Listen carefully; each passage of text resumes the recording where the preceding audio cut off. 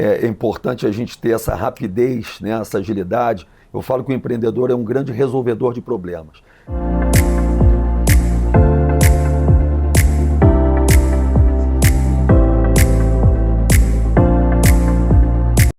Ele tem 30 anos de carreira como empreendedor e seus empreendimentos certamente marcaram a vida de muitos cariocas. Mas isso eu vou deixar para ele contar. Eu tenho o prazer de entrevistar hoje João Diniz.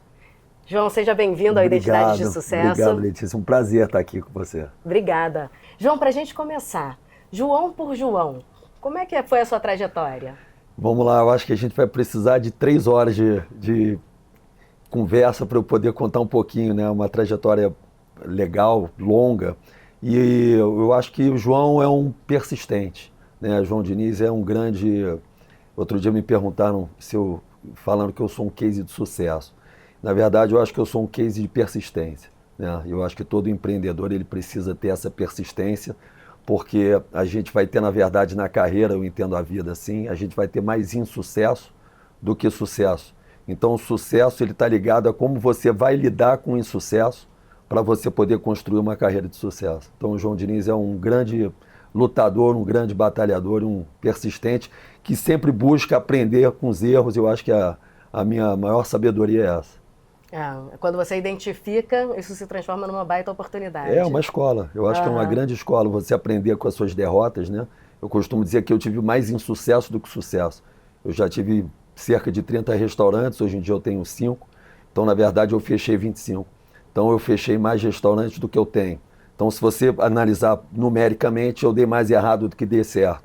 Mas eu cheguei onde eu cheguei porque eu aprendi muito quando eu tive que fechar esses 25 negócios. Eu nunca quebrei, porque a gente só quebra quando a gente desiste. Na verdade, eu tive insucessos que eu transformei em escolas e colhi frutos com os negócios que eu continuo colocando no mercado. Mas falando assim, parece que ninguém sabe quais são os empreendimentos que a gente está falando, né? Então, a gente está falando de Banana Jack, a gente está falando de ginqueria, a gente está falando de Oficina do Guaraná, lá em Búzios, na década de 90. Isso aí, 96. Fala um pouquinho mais. Blá Blá Champanheria, que até hoje é um ícone, né? Foi uma das pioneiras como champanheria. Sim. Eu acho que eu sou um encantador de pessoas, né? Assim, o meu propósito é encantar as pessoas através de experiências. E eu sempre gostei de criar marcas. Então, a Banana Jack eu criei baseado num estilo de gastronomia que eu queria estar trazendo aqui para o Rio de Janeiro, com hambúrgueres e carnes. E aí desenvolvi um layout bem americano de Roadhouse. E a história do chopp de banana, eu acho que foi o grande cereja do bolo. Na época eu tinha um amigo que era mestre cervejeiro, isso em 2000. Então a gente batendo um papo, quando eu falei o nome da casa, ia se chamar Banana Joe, e aí ele falou, banana, vamos fazer um chopp de banana, eu achei curioso aquilo, e eu sempre gostei de colocar uma identidade própria, né, nos meus negócios. E aí a gente desenvolveu o chopp de banana, que foi o grande marco do Banana Jack. Mas aí, como você citou, tem uma oficina no Guaraná, que eu tive em Arraial da Ajuda em 95, me inspirei naquela vibe do sunset, pós-praia, ali no Parracho. Falei, cara, eu preciso levar isso para Búzios. E na época estava Geração Saúde, Jiu-Jitsu, açaí, e aí eu coloquei o açaí dentro dessa festa, né, que era um pós-praia. E champanheria, me inspirei na Riviera Francesa para estar podendo trazer as champanhes, né, as bolhas aqui para o mercado do Rio de Janeiro. Tem ginqueria, que a gente pegou aquela onda do gin, né, e criou uma carta com mais de 30 drinks. Os mixologistas desenvolveram uma carta muito bacana, muito autoral, né, onde você não encontrava esses drinks de forma comum no mercado. Então, eu acho que a gente sempre busca, na verdade, o meu intuito é sempre estar inovando e estar encantando o cliente, surpreendendo, né? É o uau, aquela frase que o americano usa quando você surpreende, o cara fala uau. Eu ia falar isso, você, ao longo desses anos, você se transformou num verdadeiro especialista em encantamento. O que o empreendedor, e aí a gente pode falar de qualquer segmento, Sim. O que o empreendedor precisa ter para gerar esse efeito uau? Ele tem que ter o entendimento da necessidade de quem ele quer encantar. Na verdade, eu digo o seguinte, empreender é transformar uma ideia num negócio. Só que para você ter essa fórmula de sucesso, você precisa entender o seguinte, qual é a dor? Porque os empreendedores, enfim, todos os profissionais, eles são solucionadores das dores das pessoas. Então o Blá Blá, eu entendi que naquele movimento, onde ele nasceu na Barra da Tijuca, naquele determinado ano, as pessoas queriam um bar mais sofisticado e não encontravam. Era a mesma fórmula de chopp com aperitivo, né? E eu falei, cara, as pessoas precisam sair daqui da Barra para ir buscar uma experiência mais sofisticada, com drinks, com uma música mais bacana, em outro lugar do Rio de Janeiro. Então, eu entendi que existia uma dor, existia uma falta, uma carência daquele produto, e eu desenvolvi a Blá Blá baseado na necessidade do mercado, não no que o João quer, mas no que o mercado precisa. Eu entendo o sinal, transformo essa necessidade num produto ou numa prestação de serviço e entrego para as pessoas. E sempre inovando, sempre entendendo de que forma que você vai surpreender as pessoas. Ainda nesse âmbito do empreendedorismo, de 30 anos para cá, hoje quando a gente fala em empreendedorismo, as pessoas sabem Sim. o que é empreendedorismo, né? Há 30 anos ninguém nem ouvia falar desse termo. Como é que você enxerga essa evolução do empreendedorismo aqui no Brasil? Então, o Brasil ele estimula muito poucas pessoas, né, a empreenderem, né? Então, na verdade, ou você nasce com esse dom, ou você, por uma necessidade de não conseguir ser absorvido pelo mercado no que você gostaria de fazer, você acaba sendo obrigado a empreender, né? Vira uma necessidade.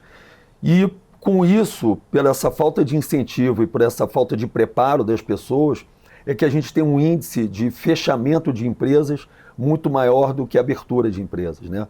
Então, a gente tem números alarmantes que 80% das empresas no Brasil fecham nos primeiros 5 anos. Então, a vida é muito curta, com isso a empregabilidade é muito curta, com isso a economia também não gira, porque você não tem os impostos, enfim.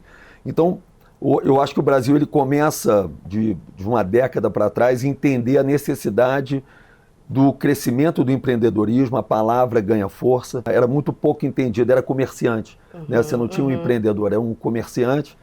Eu comecei sendo um comerciante e ao longo da minha carreira eu me tornei um empreendedor. O mercado entendeu a necessidade do crescimento do empreendedorismo no país. Na verdade, como a gente não tem escolas de empreendedorismo, e fica aqui uma crítica e uma sugestão para que as universidades entendam a necessidade de transformar o curso de administração de empresas, que eu acho que, na verdade, ele nasce há 40, 50 anos atrás com esse intuito, né, de pessoas fazerem gestão de empresas, e adaptar ele para o empreendedorismo.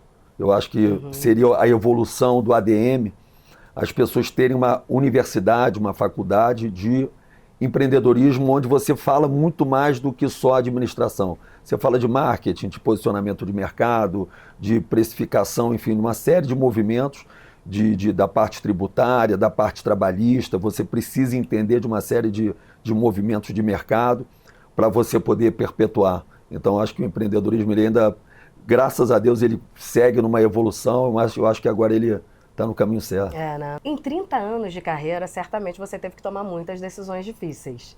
Quais foram as decisões que você, assim, que ficam na sua memória? Olha, eu acho que assim, você falou uma coisa muito bacana, a tomada de decisão, né? A gente tem que estar sempre focado em tomar decisões, porque você não tomar uma decisão, às vezes, é pior do que você tomar uma decisão errada. Então, é importante a gente ter essa rapidez, né, essa agilidade. Eu falo que o empreendedor é um grande resolvedor de problemas. Então, obviamente que eu já tive que resolver, continuo, né, resolvendo muitos problemas, mas eu acho que a pandemia talvez tenha sido um maior exercício, né, que os empreendedores tiveram que fazer para poder superar e entender, né, porque eu digo que não tem fórmula de bolo, mas existem movimentos que você olhar para o lado, você vai falar, bom, quando tem esse problema, eu olhei para o lado, aquela pessoa resolveu dessa forma, o outro resolveu de outra forma, mas a pandemia a gente precisou aprender de uma forma única, né? Porque ninguém tinha essa fórmula do bolo. Então ali foi uma série de tomadas de decisão com relação ao futuro da empresa, o posicionamento da marca, os colaboradores, enfim, a sobrevivência do mercado. Então acho que talvez tenha sido o momento mais não só difícil, não, mas o momento mais interessante para a gente crescer profissionalmente. E hoje você vê resultados provenientes dessas tomadas de decisão, que foram meio que, né, de rompante ali por necessidade, Sim. Mas alguns deles vocês mantêm nas empresas? Sim, eu acho que as empresas, elas, assim, o delivery, né, dentro do meu setor de gastronomia, ele teve um grande boom.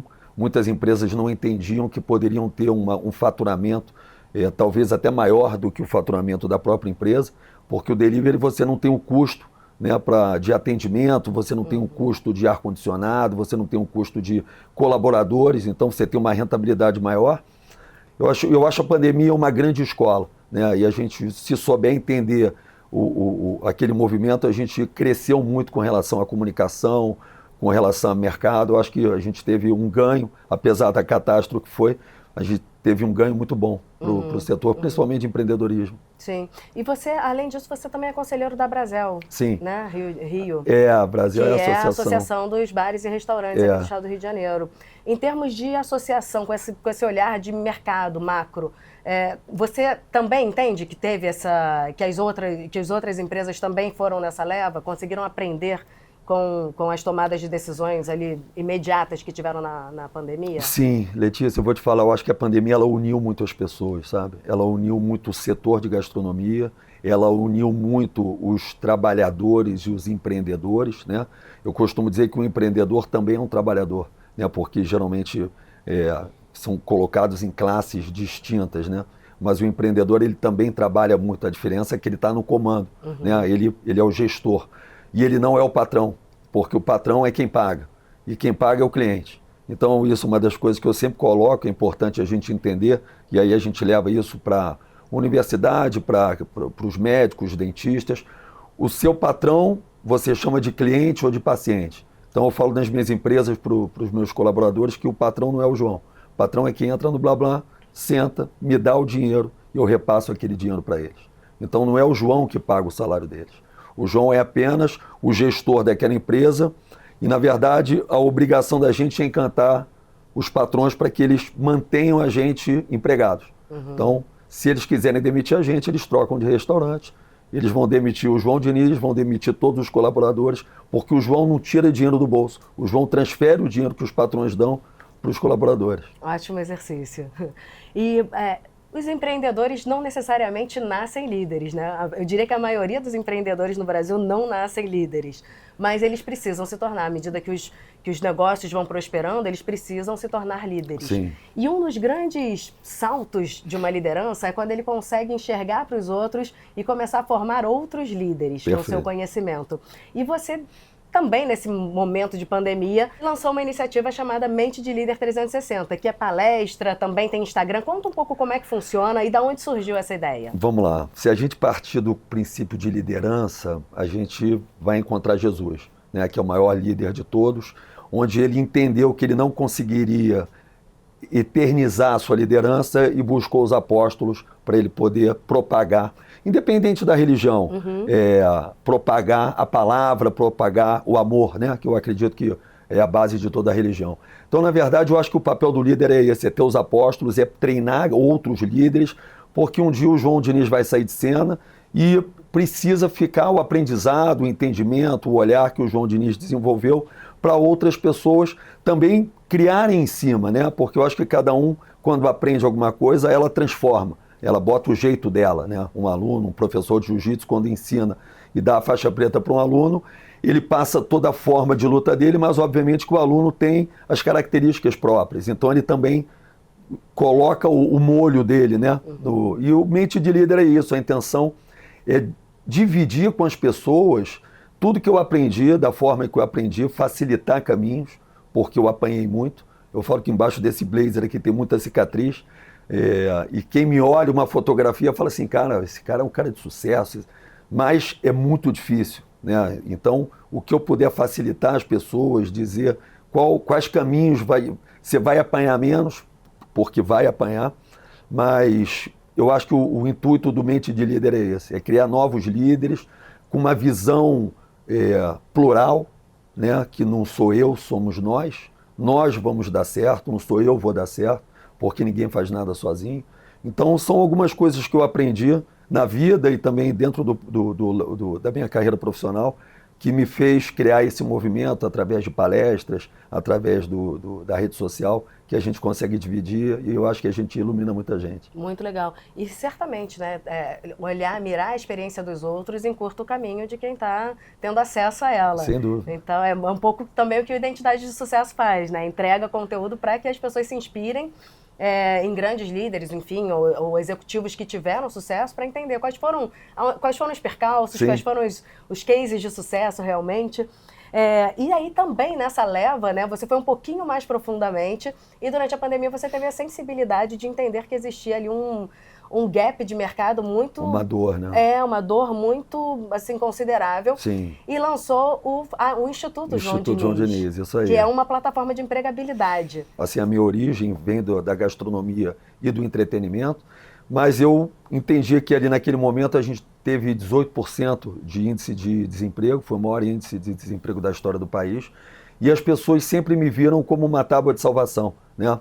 Então eu sempre busquei ajudar as pessoas e naquele momento eu tinha que ajudar muita gente. Então eu falei, cara, eu preciso profissionalizar isso, né, para poder ter uma entrega mais abrangente. Então eu criei uma plataforma chamada Emprego Já, onde todo mundo que não tinha emprego se cadastrava de uma forma muito simples. E eu fui ao mercado avisar que eu tinha 10 mil, 15 mil pessoas sem emprego que queriam se recolocar. E eu, pelo network que eu tenho, eu consegui linkar muitas pessoas que estavam buscando essa volta ao mercado de trabalho. E ali eu entendi, o segundo passo do Instituto foi capacitar profissionalmente, porque a grande maioria das pessoas que estavam na minha plataforma não tinham nenhum tipo de aprendizado de técnica. Então eu criei cursos rápidos de garçom, de garçonete, de ajudante de bar, ajudante de cozinha, ajudante de sushi, serviço avançado do vinho, gerência e liderança e Excel. E a gente conseguiu, através de aulas comportamentais e aulas práticas, certificar com o certificado do Instituto João Diniz, cursos de 18 horas, rápidos, objetivos. Eu ensino o que eu gostaria de contratar. Que legal. Então, com isso a gente conseguiu ter mais aderência ao mercado e conseguiu conectar mais gente de volta ao mercado. Que legal. Tem dados? Já tem um resultado? Então, a gente formou 1.600 alunos e a gente recolocou quase 10 mil pessoas, né? Nossa, não só através assim, não alunos formados, mas através da plataforma do Instituto. E dali a gente foi chamado, eu fui chamado pela Marinha do Brasil também para ajudar os marinheiros que estavam se desligando do serviço militar obrigatório, eles saíam e estavam sendo absorvidos pelo tráfico, pela milícia, pelo conhecimento técnico em armas. Então a Marinha me procurou junto com a Abrazel, foi um tripé Abrigo do Marinheiro, Abrazel, Instituto João Diniz, onde a gente também formou 100 meninos, né, 100 jovens, e conseguiu recolocar eles de volta ao mercado de trabalho. E fiz um curso para síndrome de Down, que foi muito bacana também. Formei 20 alunos e coloquei 6 para trabalharem. Que são pessoas com deficiência. Com deficiência.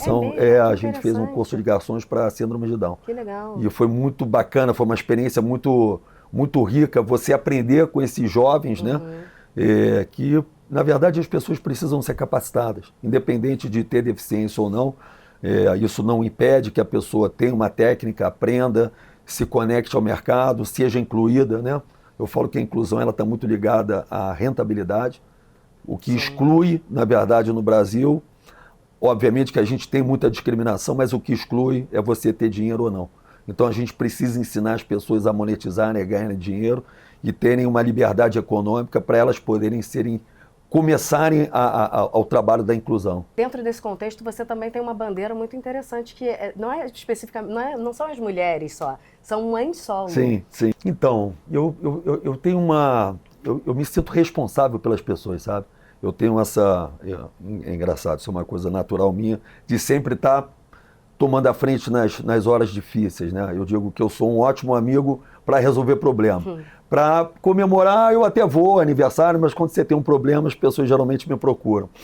E eu venho de uma família de mãe solo, né? Minha avó foi uma mãe solo, da minha mãe e do meu tio. Minha avó perde o marido, meu avô minha mãe tinha 4 anos de idade, meu tio 2. Então, a minha mãe cresce sem um pai dentro de casa, com a presença muito forte da minha avó, que é um grande pilar para mim, minha avó e minha mãe, e ela cresce conduzindo a família, Tenho, obviamente, uma ajuda de vizinhos, né? Daí nasce o meu nome, João Diniz, é uma homenagem ao vizinho, um português que ajudou a criar minha mãe e minha avó. Que legal. E então eu aprendi desde cedo a ver a minha avó. Obviamente que eu conheci minha avó, enfim, bem mais tarde, mas através da história dela, indo para o mercado, foi professora, se tornou psicóloga, e depois isso se repete com a minha mãe, não na morte do meu pai, mas numa separação muito precoce. Eu era muito novo, 5 anos, então, apesar de meu pai ser um cara muito presente, ele não estava dentro de casa. Então minha mãe precisou assumir aquele papel de líder. Minha mãe era psiquiatra, médica, então ela fazia a gestão da família, a minha e do meu irmão, a gestão financeira, a gestão de educação, o dia a dia. Então você aprende que a mulher tem muitas dores dentro de um mundo muito machista. E quando a mulher precisa assumir aquele papel de líder, né? E hoje 52% das mulheres do país são líderes, são chefes de família, você entende que você também tem uma necessidade de abraçar essa causa que eu vi de muito perto, as dores, as dificuldades, e através do empreendedorismo, da liberdade financeira e do fortalecimento psicológico, você consegue ajudar as mulheres a perpetuarem. Um braço do Instituto Desenvolve o Empreende Rio, que é um evento de empreendedorismo para fomentar o empreendedorismo.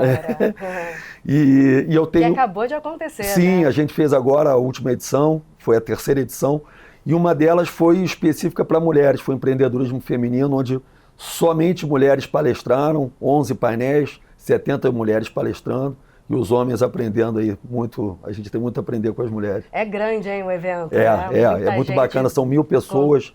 É um evento rotativo, né, que são 12 horas de evento, ele vai de 8 da manhã às 8 da noite, e eu segmento ele em painéis. Cada painel tem um formato de seminário, de 5 a 6 convidados, então é muito rico, porque a gente tem muita troca. E eu comecei a entender que para a gente fomentar o empreendedorismo, a gente precisa conectar mercados, porque os eventos geralmente são tecnologia, gastronomia, Sim. turismo, educação. E eu falei, cara, eu preciso fazer um evento onde todas as pautas estejam integradas no mesmo evento. Então daí nasce a ideia do Empreende Rio, porque dentro do restaurante você tem tecnologia, você tem moda, você tem música. Então os mercados, para crescerem, eles precisam estar entrelaçados. O empreendedorismo é 360 graus, né? Exatamente. Tem que olhar para todos os lados. Muito bom, João. E o próximo, já tem previsão do próximo Empreende Rio? Acho que a gente deve fazer no final de junho. Ah, bacana. Final de junho a gente deve fazer mais uma edição. Provavelmente, eu repito, a edição de mulheres. Legal. Né? Então a gente vai fazer provavelmente o Empreende Rio, edição especial, empreendedorismo feminino. Você está super convidada para participar. Obrigada. Do painel de comunicação. Obrigada. Você é uma excelente comunicadora. Vou adorar. Eu acho que você vai poder contribuir muito com as pessoas que vão estar lá participando. Que legal, que legal. E quem é o público do Empreende Rio? Para a gente também deixar, né, a audiência aqui já antenada. O público são todos, é muito bacana. Você tem jovens, você tem público de terceira idade, né, que a gente também fala muito sobre etarismo, né, de que forma que a gente consegue pegar as pessoas que estão fora do mercado de trabalho, com mais de 50 a 60 anos, e também está colocando para elas a inovação. Elas precisam estar se inovando para pegarem a experiência que elas têm, só que adaptarem a experiência para a necessidade do mercado. Então, na verdade, é plural, é um evento muito plural. A gente tem enfim, todas as idades, classes sociais. A gente quer fazer um Empreende Rio agora também nas comunidades. Então, para fomentar o crescimento do empreendedorismo também dentro das comunidades, para que os moradores de comunidade entendam que eles não são trabalhadores, eles são e devem ser empreendedores, para que eles possam crescer profissionalmente, perpetuar e fazendo o que eles amam, né? Que eu acho que é o propósito principal da vida. Muito bom. E todo mundo conhece o João no meio da gastronomia, né, João? O João se consolidou como um especialista na área gastronômica. Mas tem novidade por aí e é numa área completamente diferente. É verdade. Conta qual é a sua próxima empreitada. Então, eu sempre prometo para mim mesmo, mas nunca cumpro, que eu vou parar de abrir negócios. Né? E aí pintou uma novidade muito bacana de abrir uma academia. E não só abrir uma academia, mas abrir uma academia na comunidade do Vidigal. Então, eu, como sempre, falei, cara, eu preciso fazer uma coisa diferente. Né? E um desafio você fazer uma academia dentro de uma comunidade, onde eu acho que eu tenho um outro dever, além de estar levando, obviamente, um bom negócio, você está levando, aumentar a autoestima do morador da comunidade, né? Ele entender que ele deve ter um bom produto, que ele merece ter um bom produto, não só no asfalto. A gente tem que acabar com essa divisão de asfalto e comunidade. A gente precisa criar com que as comunidades virem bairros, né? E não comunidades. Então, eu acho que a Dubai Fitness, que é a academia que eu estou montando no Vidigal, ela vem com esse propósito, onde eu criei um layout completamente diferente daquele layout padrão de academia. A gente tem uma parede marmorizada, lustre de cristal, ar-condicionado, equipamento de primeira geração, um piso bacana, banheiro com porcelanato, ou seja, eu levei para a comunidade academias que talvez nem aqui no asfalto, né, que a gente chama assim, tenham. Então, a gente vai inovar e, obviamente, que com preço acessível, entre 100 e 120 reais a mensalidade, porque também não adianta você fazer um produto que não conecta, né, com o seu público-alvo. Então, a gente vai estar aí atendendo as expectativas da parte de público-alvo, financeira e com uma experiência, que é o que eu gosto de gerar, bem bacana. Muito legal. João, na sua trajetória, quais são as características pessoais que você sabe que foram cruciais para você trilhar o caminho que você trilhou? Letícia, network. Vem trilhando, né, eu acho que network, eu acho que eu sou como eu gosto de pessoas, eu gosto de tratar as pessoas bem, isso é um ouro que eu tenho, e eu entendo isso muito jovem, com 17, 18 anos, e eu começo a minha carreira como produtor de evento.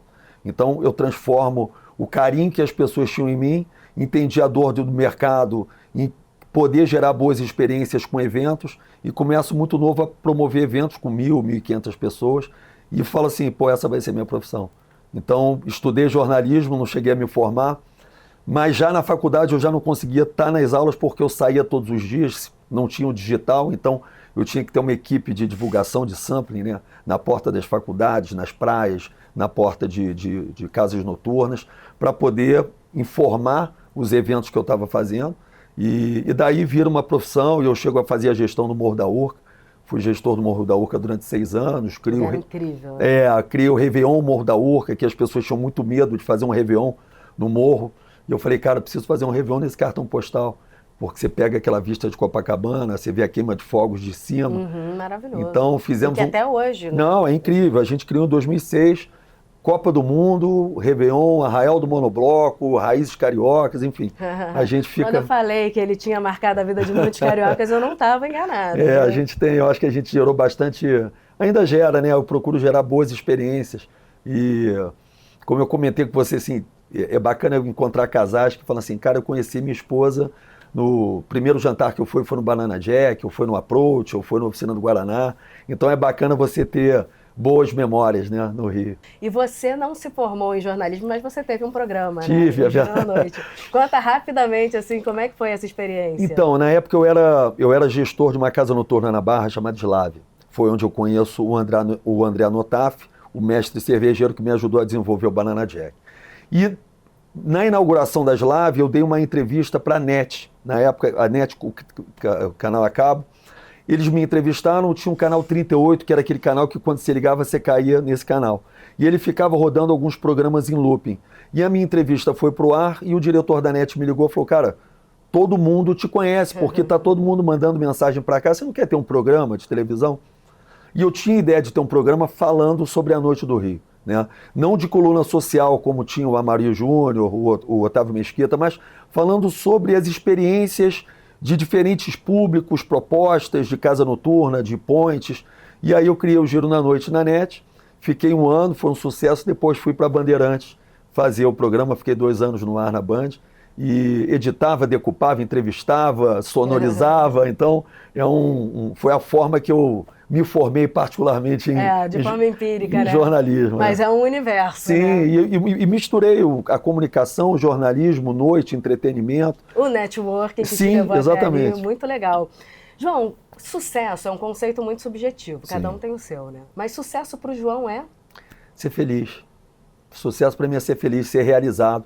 As pessoas medem o sucesso pelo dinheiro, né? Eu acho isso um grande erro. Obviamente que a gente precisa ter dinheiro para a gente ter um mínimo de conforto, mas a gente precisa entender o seguinte, qual é o nosso propósito? Né? Qual o seu propósito? O que você veio fazer na vida? O que você veio fazer nessa vida? Então, quando você entende o seu propósito, você entende que você precisa buscar a felicidade baseada no seu propósito. E a gente, geralmente, né, a sociedade, ela bota o dinheiro em primeiro lugar. E a gente começa a entender que a gente não tem nada nosso, é tudo emprestado. Porque quando a gente morre, a gente não leva. Então, se a gente não levar bons sentimentos e a gente não deixar bons sentimentos, a gente não tem propósito. Então, a felicidade está ligada o sucesso está ligado à felicidade. Que legal. Que você continue espalhando muita alegria e marcando a vida das pessoas com seus empreendimentos. Obrigado. Sucesso.